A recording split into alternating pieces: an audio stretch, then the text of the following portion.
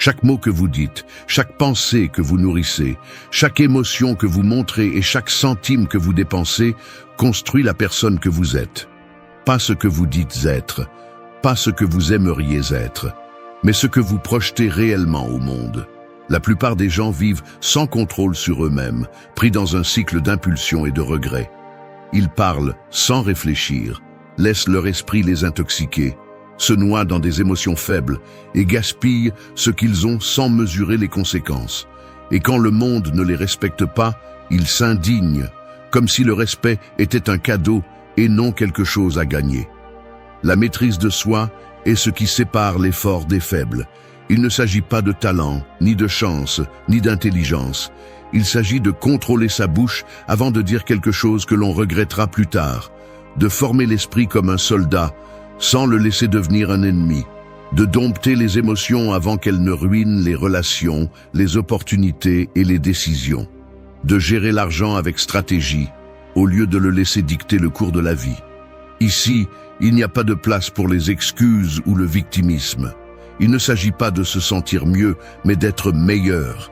Et pour cela, le stoïcisme n'est pas seulement une philosophie, c'est une arme. Il n'est pas fait pour les rêveurs qui espèrent que le monde les traitera bien, mais pour ceux qui sont prêts à s'imposer face à la réalité et à prendre le contrôle. Ce qui suit n'est pas de la théorie, c'est de l'entraînement. Hugun, répétez mentalement comment vous réagiriez en cas de crise avant qu'elle ne se produise. Un soldat ne se met pas à aiguiser son épée lorsque l'ennemi est déjà à la porte. Un navigateur n'attend pas que la tempête le frappe pour apprendre à manœuvrer son bateau. Mais dans la vie, la plupart agissent ainsi, improvisant au milieu du chaos, espérant que l'adrénaline leur donne des réponses qu'ils n'ont jamais entraînées. Et ensuite, lorsqu'ils échouent, ils blâment la malchance. Le chaos ne respecte ni les plans ni les humeurs. Il ne demande pas si vous êtes prêt. Il apparaît simplement et balaye tout ce qui n'est pas solide. Et lorsque cela se produit, la différence entre quelqu'un de fort et quelqu'un de fragile est la préparation mentale. Il ne s'agit pas d'optimisme, ni de croire que tout passera. Il s'agit d'anticiper et d'entraîner l'esprit pour que, lorsque le feu arrive, la réaction ne soit pas la panique, mais la stratégie. La philosophie stoïcienne le rend clair. N'attendez pas que la vie soit facile. Ne supposez pas que tout ira bien. Au lieu de cela, répétez mentalement les scénarios qui pourraient se déstabiliser.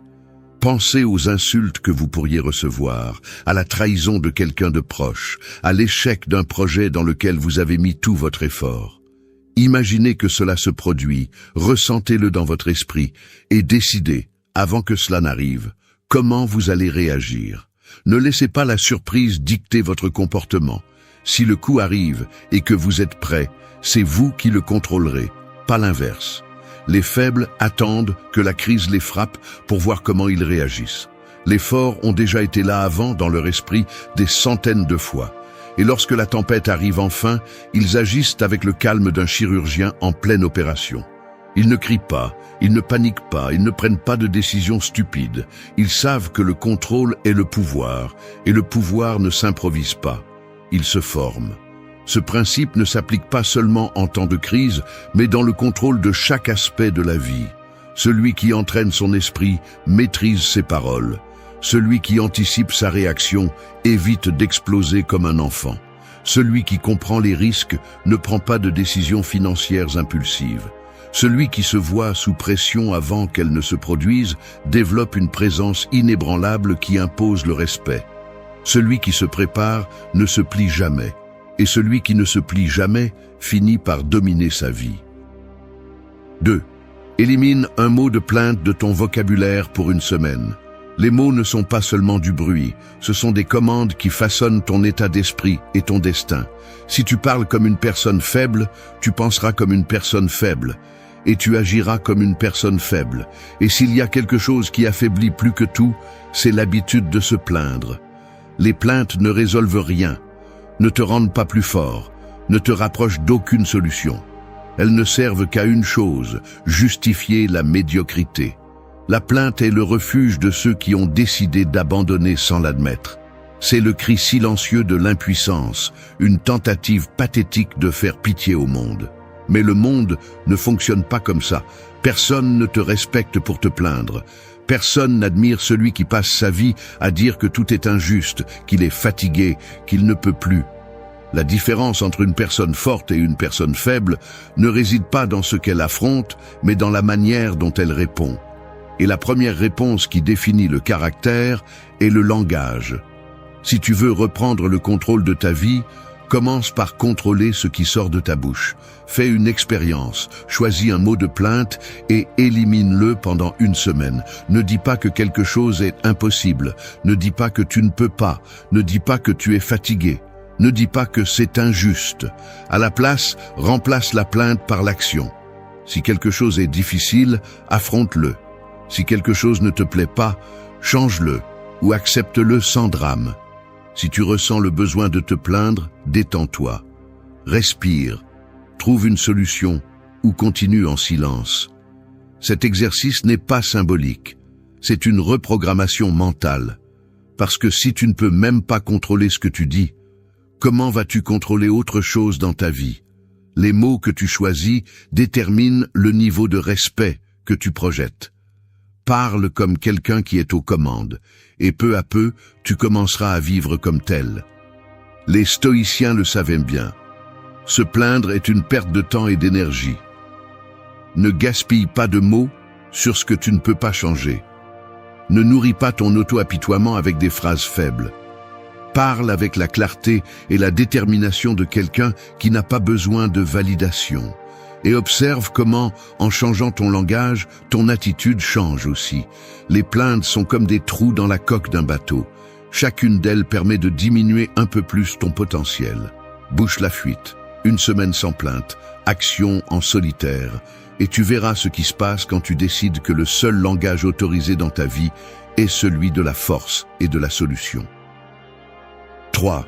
Écris tes soucis sur un papier et déchire-le à la fin de la journée. L'esprit est un champ de bataille. Chaque jour, des milliers de pensées le traversent comme des armées en guerre, certaines utiles, d'autres destructrices, mais la plupart ne sont que du bruit. Si tu ne les contrôles pas, elles te domineront.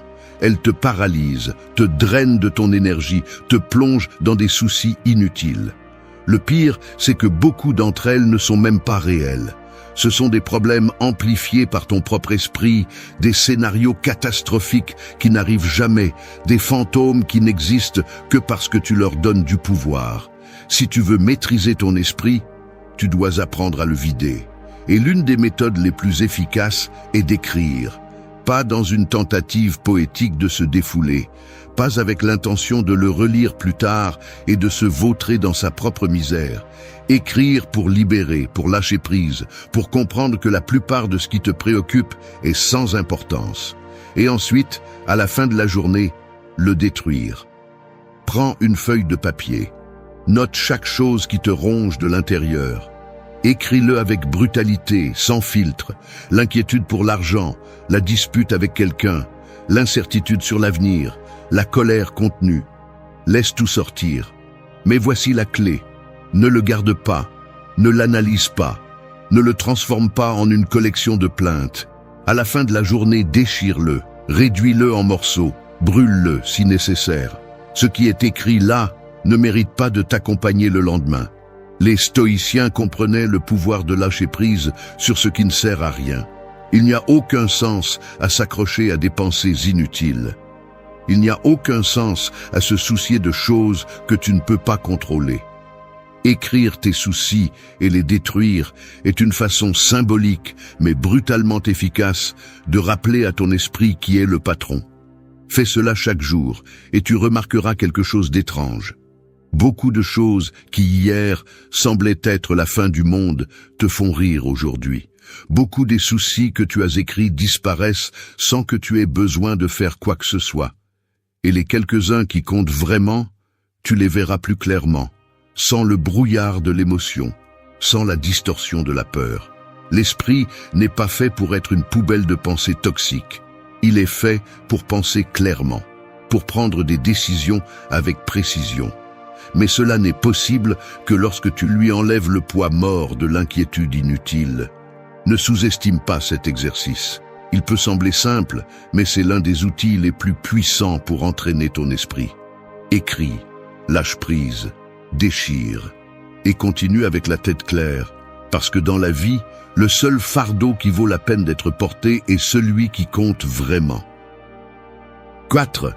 Imaginez qu'un sage stoïcien évalue chacune de vos décisions.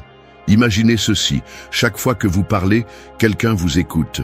Chaque fois que vous pensez à prendre une décision, quelqu'un observe. Pas un ami, pas un membre de la famille, pas un inconnu dans la rue.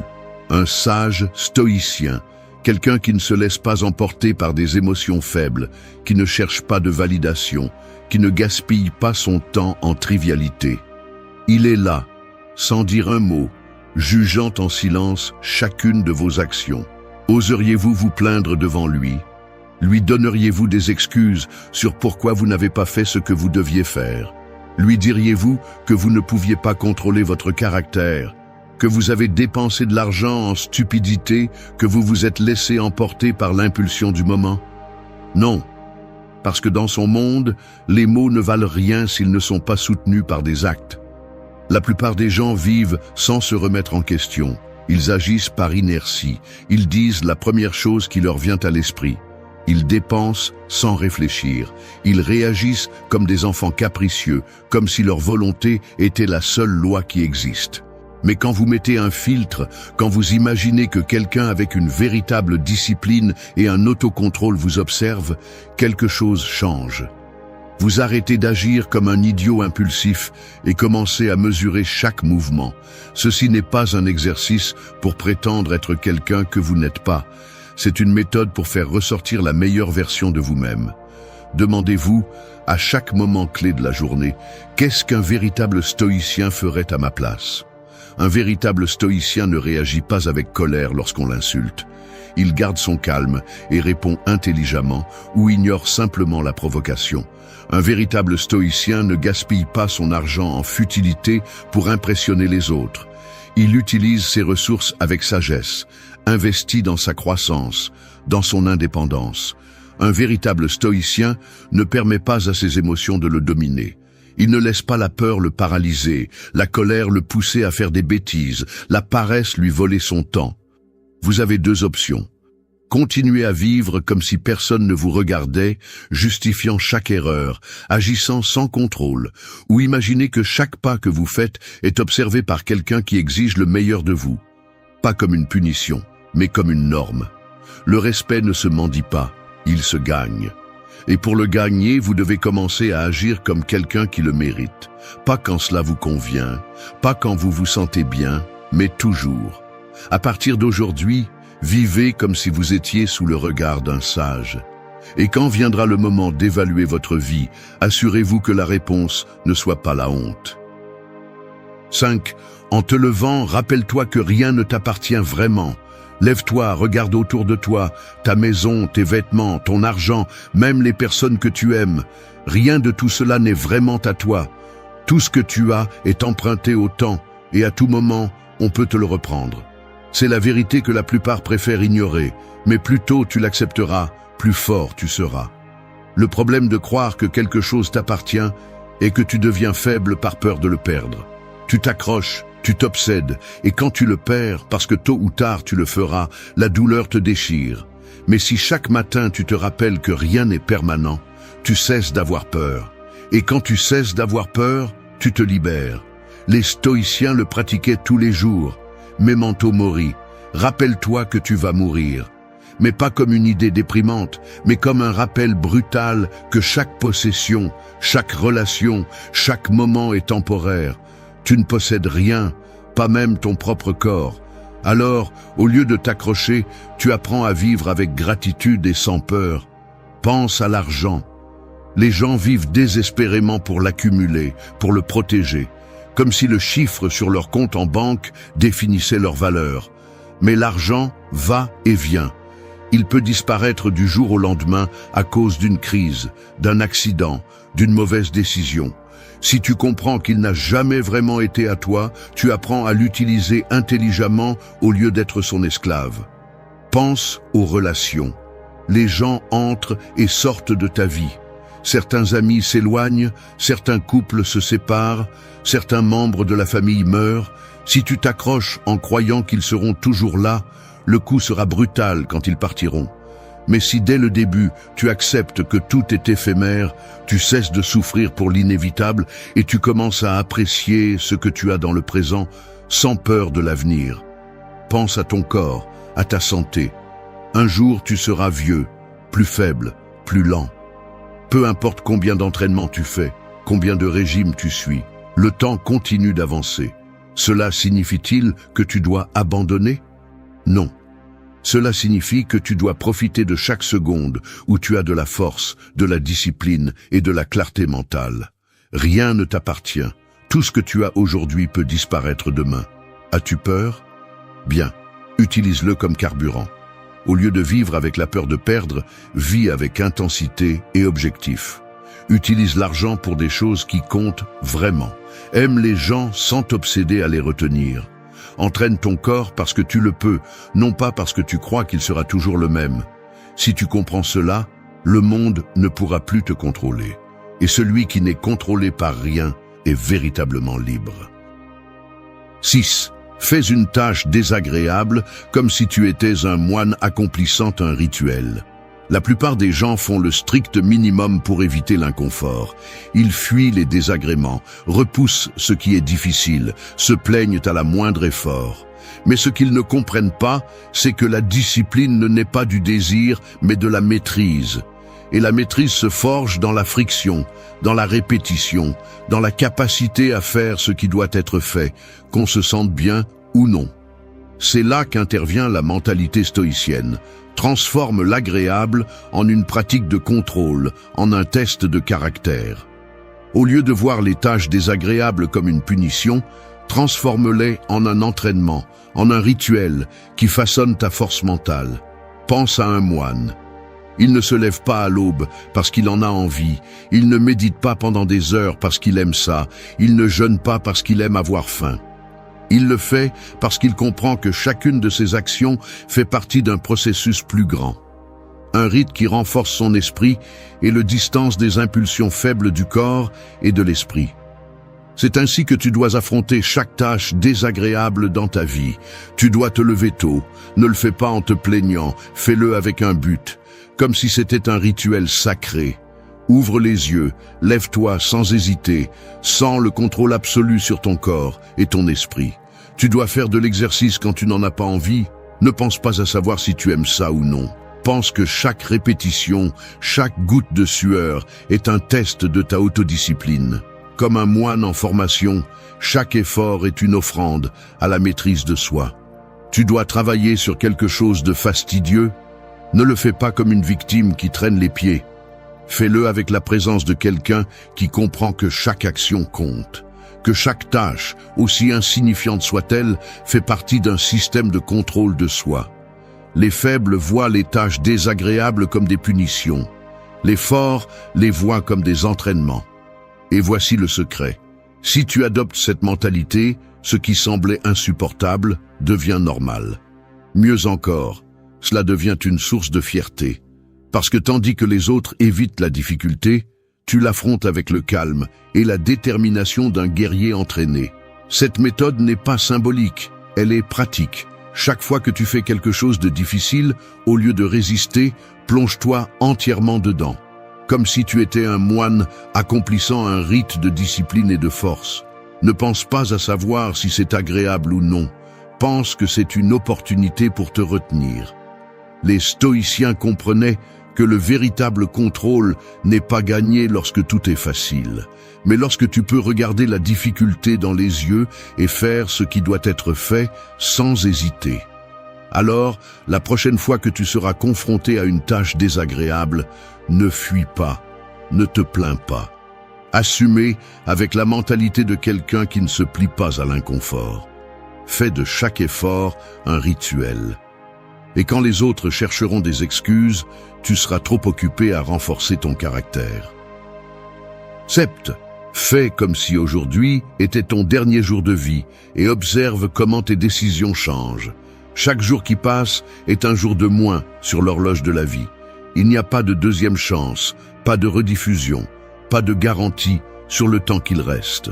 Pourtant, la plupart agissent comme s'ils étaient immortels, comme s'il y avait toujours un lendemain pour faire ce qui compte vraiment. Ils continuent à repousser les décisions, à accumuler des regrets et à perdre du temps en futilité sans sens. Les stoïciens l'ont mieux compris que quiconque. Memento mori, souviens-toi que tu vas mourir. Non pas comme une pensée dépressive, mais comme l'outil le plus puissant pour prendre le contrôle de sa vie. Rien ne renforce plus l'esprit que d'accepter la réalité de la mort et de l'utiliser comme carburant. Car lorsque la mort cesse d'être un concept lointain et devient une certitude tangible, toutes les distractions disparaissent. La fierté devient insignifiante, les rancunes perdent de leur poids, la procrastination cesse d'être une option. En vivant avec la conscience que chaque jour peut être le dernier, les excuses sont éliminées. Il n'y a pas de place pour des plaintes absurdes, ni pour des drames sans sens. L'esprit se concentre sur ce qui vaut vraiment la peine, avancer, apprendre, renforcer le caractère, faire ce qu'il faut faire sans attendre un moment parfait. L'urgence de vivre remplace le confort de la paresse. La plupart se noient dans des soucis inutiles, accordant de l'importance à des choses qui n'ajoutent rien. Ils sont paralysés par la peur, distraits par des problèmes insignifiants, consumés par des rancunes qui ne mènent nulle part. Mais celui qui comprend la brièveté de la vie agit avec détermination. Il ne gaspille pas d'énergie sur ce qu'il ne peut pas contrôler. Il ne se laisse pas emporter par des émotions faibles. Il ne gaspille pas d'opportunités. Vivre avec l'idée que ce pourrait être le dernier jour transforme chaque décision. On cesse d'attendre l'approbation des autres. On cesse d'avoir peur de l'échec. On abandonne le désir de se conformer à des normes vides. La vie est vécue avec intensité, avec direction, avec un but. Memento mori n'est pas seulement une phrase, c'est un principe qui filtre ce qui est inutile et renforce ce qui compte. Celui qui le pratique ne perd pas de temps en plaintes ni en excuses. Il ne se laisse pas dominer par la peur. Il ne repousse pas ce qu'il doit faire. Il vit avec la clarté que chaque seconde compte et agit en conséquence. Le temps ne prévient pas quand il se termine. La différence entre ceux qui laissent une empreinte et ceux qui disparaissent sans laisser de traces réside dans qui comprend cette vérité et l'utilise à son avantage. 8. Dors sur le sol. Une nuit pour te rappeler que tu peux t'adapter à tout. Le confort est un piège. Plus on en profite, plus la vie sans lui devient difficile. Le confort ramollit le corps, affaiblit l'esprit et érode le caractère. Celui qui n'a connu que la chaleur d'un lit et la sécurité d'une routine sans surprise devient esclave de la peur de l'inconfort. Les stoïciens comprenaient que la seule façon d'être vraiment fort était de s'exposer à l'adversité avant que la vie ne l'impose. Ils n'attendaient pas la pénurie pour apprendre à vivre avec peu, ni la crise pour entraîner la résistance. Ils pratiquaient la dureté, volontairement, pour que lorsque le véritable coup arrive, ils ne soient pas trouvés faibles. Dormir sur le sol une nuit n'est pas un sacrifice, c'est un entraînement. Le corps protestera. Il ressentira la dureté du sol, le manque d'abri, le choc contre l'absence de confort. L'esprit s'excusera, essaiera de convaincre qu'il n'y a pas besoin de le faire, que le lit est là, disponible, en attente. Mais c'est précisément ce test qui forge le caractère. Résister à l'envie de céder est le véritable exercice. La capacité d'adaptation est ce qui sépare les forts des fragiles. Celui qui dépend du confort, du luxe, de la routine établie, vit dans la peur de le perdre.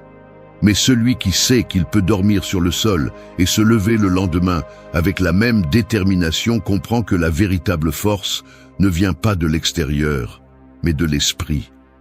Dans un monde où tout le monde cherche à éviter le moindre malaise, être capable de supporter l'inconfort sans se briser est un avantage brutal. Rien dans cette vie n'est garanti, ni la stabilité économique, ni la sécurité d'un foyer, ni la certitude de l'avenir. Celui qui n'est pas préparé à perdre ce qu'il a vit avec l'anxiété que tout peut s'effondrer à tout moment. En revanche, celui qui a appris à supporter la dureté de l'essentiel marche sans peur. Cet exercice n'est pas symbolique, c'est un véritable test. Dormir sur le sol une nuit signifie sortir de la bulle de confort, observer la réaction du corps, affronter la résistance de l'esprit et prendre le contrôle. Le lendemain, après l'avoir surmonté, le changement est évident. L'esprit se tient, la dépendance au confort se réduit et la confiance en sa propre résistance se renforce. Il ne s'agit pas de se priver pour souffrir, il s'agit d'entraîner la capacité d'adaptation, de rompre la dépendance au confort, de s'assurer que rien dans ce monde n'a le pouvoir d'affaiblir la volonté. La force naît dans l'inconfort, et seul celui qui le maîtrise peut se déplacer dans la vie avec une véritable liberté. 9. Écris une lettre d'adieu à ta version actuelle et lis-la dans un an. La personne que tu es aujourd'hui ne devrait pas être la même dans un an. Rester le même signifie que tu as stagné, que tu as gaspillé 365 jours en excuses et en manque d'action. L'évolution n'est pas optionnelle. Soit tu avances, soit tu restes en arrière, regardant comment les autres prennent le contrôle pendant que tu restes coincé dans les mêmes cycles de toujours. Écrire une lettre d'adieu à ta version actuelle n'est pas un simple exercice de réflexion. C'est un acte de clôture, une coupure définitive avec la médiocrité, avec les habitudes faibles, avec les routines qui te maintiennent au même endroit. Ce n'est pas un message de nostalgie, mais un adieu sans remords. Prends du papier et un crayon. Écris avec brutalité, sans filtre. Reconnais tes faiblesses, identifie les excuses que tu as utilisées pour justifier ton manque de discipline, souligne les erreurs que tu as répétées encore et encore. Ne sucre pas les choses. Sois impitoyable avec la version de toi qui aujourd'hui n'est pas à la hauteur. Il ne s'agit pas seulement de ce que tu laisses derrière toi, mais de ce que tu espères voir à l'avenir. Définis qui tu dois être dans un an. Plus fort, plus sage, plus discipliné, avec de meilleures décisions, avec un contrôle absolu sur ton esprit, ton corps, ton argent. N'écris pas de promesses vides, écris des engagements fermes. Ne rédige pas des souhaits, décris des faits comme s'ils étaient déjà accomplis. Garde la lettre, ne la lis pas avant le temps. Laisse-la dans un endroit où tu ne la verras pas tous les jours, où elle ne deviendra pas un simple rappel sans poids. Un an plus tard, ouvre-la et fais face à la vérité. Là seront les mots que tu as écrits, attendant une réponse claire. As-tu fait ce que tu as dit que tu ferais, ou es-tu toujours le même? Il n'y a rien de plus humiliant que de réaliser que le temps a passé et que tout est resté le même. Il n'y a pas de pire défaite que de constater que les promesses faites à soi-même n'étaient que des mots vides. Mais il n'y a pas non plus de plus grande satisfaction que de lire cette lettre et de voir que tu as tenu, que tu as dépassé qui tu étais, que tu as laissé derrière toi ce qui devait rester dans le passé. Les changements réels ne se produisent pas dans l'esprit, ils se produisent dans les actions quotidiennes. La lettre n'est pas magique, elle ne change rien par elle-même. Ce n'est qu'un miroir qui montre ce que tu étais et ce que tu aurais pu être. La différence est marquée par celui qui ose écrire sans pitié et surtout par celui qui a le courage de faire face à sa propre vérité un an plus tard. Il n'y a aucune raison de rester la même personne. Il n'y a aucune excuse pour arriver à l'avenir avec les mêmes limitations du passé. La transformation est une décision et cette décision commence maintenant. 10. Dépensez de l'argent dans ce que vous ne pouvez ni voir ni toucher. L'argent peut être une arme ou une chaîne. Entre de mauvaises mains, il devient une ancre qui vous enfonce plus profondément dans la médiocrité. Entre les bonnes mains, il se transforme en un outil de pouvoir. La différence ne réside pas dans combien vous gagnez, mais dans la façon dont vous l'utilisez. La plupart des gens reçoivent leur salaire et le dépensent avant même d'avoir eu la chance de le faire travailler à leur avantage. Ils poursuivent l'immédiat, achètent des objets qui seront oubliés dans un coin dans quelques mois, utilisent l'argent comme un pansement émotionnel.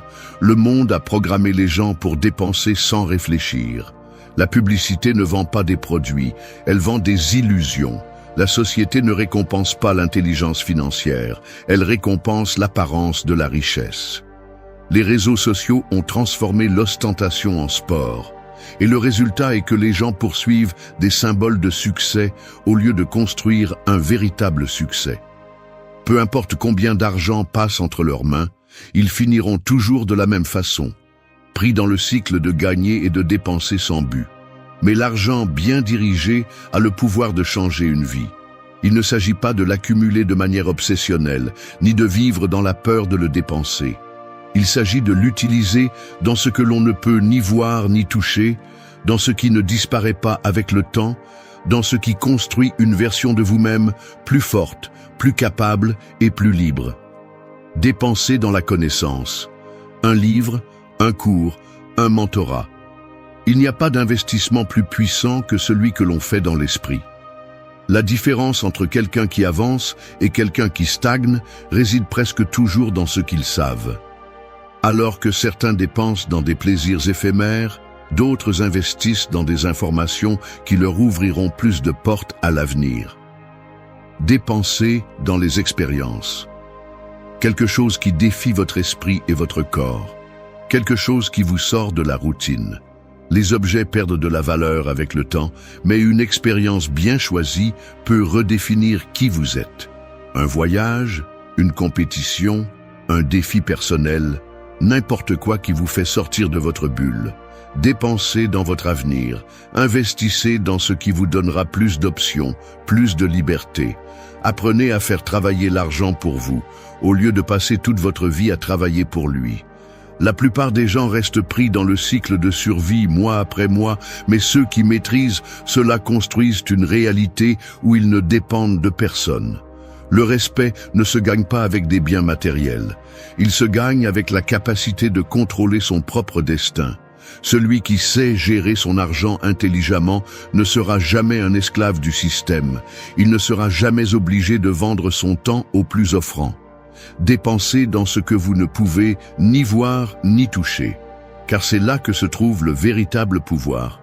La différence entre celui qui a le contrôle sur sa vie et celui qui ne l'a pas réside dans la façon dont il utilise son argent. Et celui qui maîtrise son argent maîtrise son destin. Merci d'être resté jusqu'à la fin de la vidéo.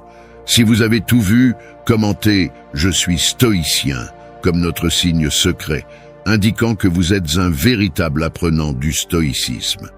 N'oubliez pas de vous abonner et de liker la vidéo si elle vous a plu. Rendez-vous dans la prochaine vidéo et rappelez-vous, continuez à cultiver votre esprit stoïque.